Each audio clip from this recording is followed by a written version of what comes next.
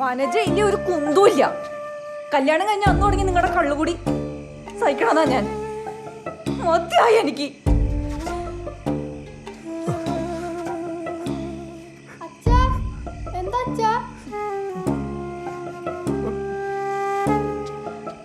കഴിഞ്ഞോടി നിന്റെ മൊബൈൽ നോക്കല്? കഴിഞ്ഞോന്ന്? ഞാൻ അവിടെ കുറ്റിട്ടുണ്ട്. അവിടെ കുറ്റിടൊന്നും വേണ്ട. അവളുടെ ചെവിയോർക്കാൻ വന്നിരിക്കും അവള്. പക്ഷെ തല വരുത്തിട്ട് വയ്യോ. എന്താ കാട്ടണ്? ആ കുട്ടി കേട്ട എന്താ വിചാരിക്ക?